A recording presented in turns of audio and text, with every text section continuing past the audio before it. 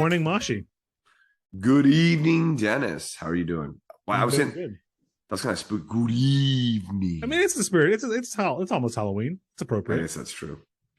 So I'm not sure. And maybe you can clarify something for me here. Between your T-shirt and your hat, do you like Star Wars or are you cold on it? Oh, wait till I put my Star Wars poster up. Oh my! Now we're going to be cooking. I forget you Yeah, did tell me about it. You do actually. yeah, Very I cool. love that thing. I got it back, so And I the can't wait. mug. And the mug. Oh yeah. But this is a great mug. This was a whole. You can kind of see Yoda, and he's holding a book, You can see him right? perfectly. Yeah. And then it says, "Read, and the Force will be with you." Uh huh. This was actually a campaign of posters that was up in school libraries when I was a kid. That's very cool. So and there was I think there was a Harrison Ford one as Indiana Jones, and it was all these 80s movie icons and TV show icons with books and the message of read. So I remember this poster vividly, and I love it. I have a shirt with the exact same image. I did see a tweet today that Bryce Dallas Howard is voicing some character that is the same species as Yoda in a show that comes out tomorrow. And people are like, God, I hope she talks normally. And it turns out Yoda was just a weirdo and it's nothing to do with this. Oh my God. That'd be hilarious. That'd be hilarious. So my quote for today, Mashi, is a Muhammad Ali quote. And it's champions have to have the skill and the will, but the will must be stronger than the skill. And I took a leaf out of your book here and took a concept I wanted to talk about and found a quote that fit it. There's something that I went over this week as part of this leadership program training thing I'm doing at Flutter, and something called a skill will matrix, which is an old thing. It's an old way of assessing management techniques. It was popularized by this book called, I think it's called The Tao of Management, or the Tao of something. It's a management book from the 90s. But the idea is that in terms of any competency that you're interested in, and that can be your job as a whole, or it can be an individual component of it, or it can be items of your personal life. There's two factors. There's, do you possess the skills and the ability to succeed at it? And do you have the will to do it? And you need both of those to succeed. And not necessarily in equal spades. You know, Muhammad Ali would contend that will is more important than skill, but I'm not certain that's always the case. I am. I believe Muhammad Ali. You think will is always more important than skill? Yeah, because he's saying you need both. Okay, no one is saying that will alone will get you there. You must have the skill. And there are outliers, which is to say, having the will, it's not, that's an internal skill set, right? So it's not to say that we both have skill, but my will is stronger than yours, and therefore I will beat you. No. And I think that's one way you can kind of hear that quote. The quote is, you have the skill, you have the will, but the will is more important. And the reason I feel that way is because in most situations, and really when we boil things down, we're competing against each other in almost every forum. Now, sometimes there's different technology involved and different, other physical things going on. But when we get down to it, we're all humans. We can be more or less skilled at things, but at a very highly skilled level, you're within a bandwidth. I mean, that's not always, going to be exactly true, because there are record setters. There are Muhammad Ali's, right? There are Hussein Bolts. But let's imagine for a second that at the various highest level of, we'll say sports here, because we're talking about Muhammad Ali, it's a narrow band of skill. Okay. The professional athletes are exceptionally gifted, but they're all exceptionally gifted because they're the top one. They're the top 0.1% or whatever, right? Yeah. So the only way you can get an edge is will. And we see this difference massively in just the physical skill and how tight professional sports is when we see college players graduate up in the NFL, in the NBA, in MLB. We see them. Some of them, they're great in college. They can't, the competition band is so tight up high that they fall out. That happens in education too. A lot of people go from being the smartest kid in high school to middle of the pack or bottom of the pack in college. I mean, and then it happened. I mean, think about this. It happens again. When I was in law school, I went to a pretty good law school, and everybody in my law school was like top of their class in college. Exactly. But guess what? Someone's going to be the bottom of the class in law school. And they're not going to be used to it. Something else that I wanted to touch on in terms of will being more important than skill is that skill tends to follow will, and that is not necessarily true the other way around. If you believe in something and care about getting good at it, you can, generally speaking, acquire the skills needed to complete it.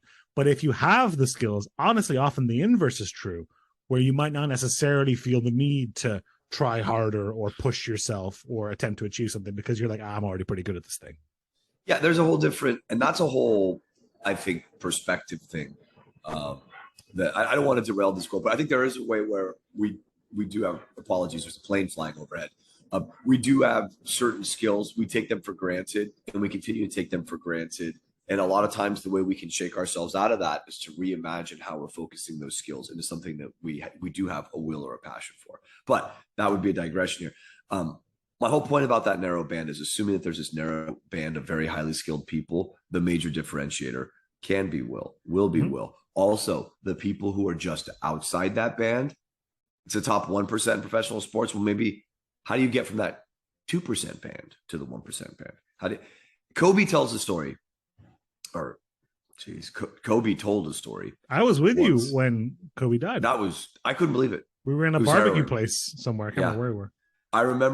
I remember being in that barbecue place hearing about Kobe, and I was in line to get into another restaurant when I heard about Chadwick Boseman. And that one, I almost cried. I loved Chadwick Boseman. I thought he was wonderful. Wonderful. The only reason I remember being in that restaurant when that happened was because I went to the bathroom, and in doing so, I just checked my phone on the way back. And I sat down and I think it was you and Ryan and Jessica. And you were like, wait, what? That can't be right. Hold on a second. It blew my mind. But the will is so much more important. It's so much more important. If you want to be the best or drive towards the best at something, you can't just be good. You have got to want it. You got to wake up early. You got to stay late. And Kobe tells this story. His teammates hated him. He was a monster at practice. He drove them into the ground. And he went through it all himself. He did not lead from the sidelines, right? Jordan's the same. If you watch The Last Dance, Jordan's exactly the same. Yeah. First guy at practice, last guy out. And one of the things Kobe said is I go to practice with these guys and they show up 10 minutes before practice. And as soon as practice is done, they're out of there. Why the fuck would I pass the ball to them in a game? Which is true. If you are giving it your all in a team sport, you want that out of others. You demand that of others. Do I think that's right? No, I don't necessarily. I think that it is actually not correct. And then people might bang on me on this one. I don't think it's correct to demand of others what you demand of yourself. What you demand of yourself is what you demand of yourself, particularly when you're in a leadership company, a leadership position in your company. It is not correct to demand the same. You set an example, even if you try not to. Let's say you're a manager at work and you send an email at 2 a.m. because you got back from doing something and it just occurred to you then you didn't want to forget about it. You might have made it very clear that you don't expect anybody to reply until the next morning, but enough of those 2 a.m. emails will seep in and it'll start to think, if Mashi holds himself like this, I think he expects the rest of us to too. Yeah, when I send message, now I try to delay that. I'll write a message and delay send because I agree with you. And I think that everybody should do that when possible. Now at 2 a.m., I don't always remember to do that. But what I also make clear to my team is, as you know, I do the streaming thing. So I lose this portion of my workday from 4 to midnight. Okay. So I can't send an email from 4 to midnight because I'm doing other things. I'm not at a computer or a phone. I'm live streaming. So when they get an email at 12:30, it's because I just caught up on the workday. So that's the excuse I have anyway. But I do want to make this very clear. As leaders in a company, I do not believe it is appropriate or correct to demand of others what you demand of yourself. Your partners in a business, absolutely. Your peers who are leaders in the company, absolutely. Your team, no. There are things you can demand. I demand that you be honest with me as I am honest with you. I have recommended that people take other positions. I've recommended that they leave the company when it would be a terrible loss to our company and to our team because it's what's best for them. And I hope and I demand that they see things that way for themselves. And I hope they see things that way for me. But those are the different things you demand. It's not a work ethic thing. How do you feel about skill and will, the skill and will matrix? Because it is a 4-quadrant matrix. Someone can be high skill, low will, et cetera, et cetera.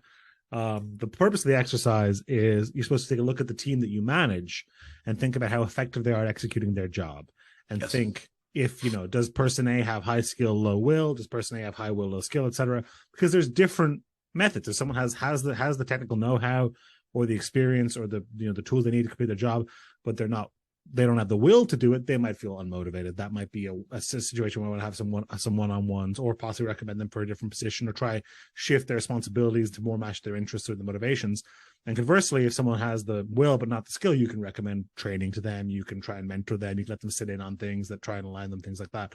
How do you feel about trying to boil down what is kind of a complex human nuance thing into these sort of four pretty, pigeonholed boxes? I think you have to. I think you have to. Anytime we abstract in general concepts, we're trying to chunk down complex ideas into things that make more sense and we can tackle. Now, the chunking isn't the end of it. There aren't four.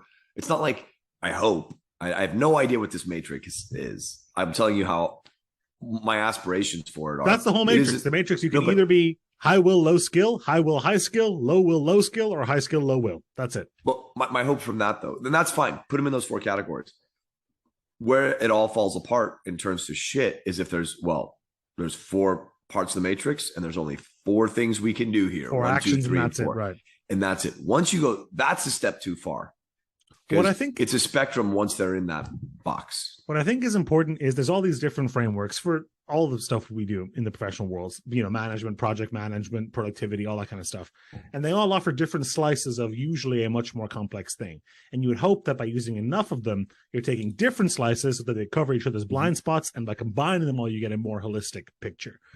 So you're right. I don't think you can pick one thing and have it the be all and end all, but I do like this sort of thing of it's a very logical 1.1 step to employee X is underperforming. How do I address that? Because the temptation is to just be like, let them underperform. It is what it is. Move them somewhere else, or try to train them. But if you try and think about why they might be underperforming, and the most basic version of that is something like a skill will matrix, it informs your next steps much, much better.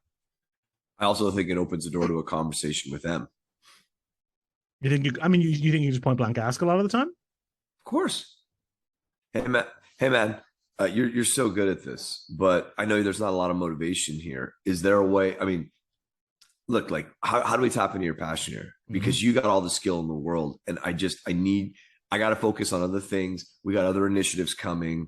I know you can do it. How do I make this more fun for you? How do I drive this to you? Where can I tie this to a passion for you? Sometimes it's just more money. Money doesn't buy passion.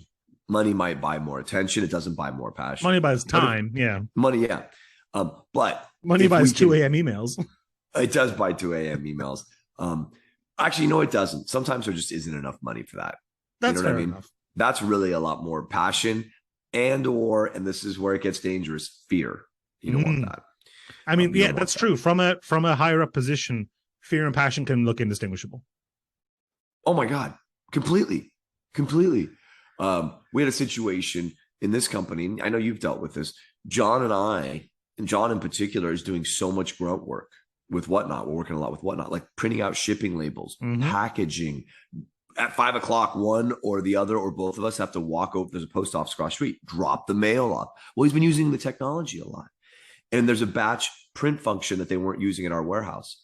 And so we're going to town and he goes, "Oh yeah, hey, Kyle, I want to meet with Amber and see her process and see how she's doing." Well, the message from Kyle to Amber is, "John wants to talk to you about how you're printing out the labels and whatnot." And she's terrified.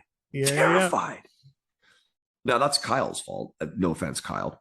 Shouldn't have delivered the message. I'll tag him. It's fine. He's already had a talking to about it, but she was terrified, truly terrified.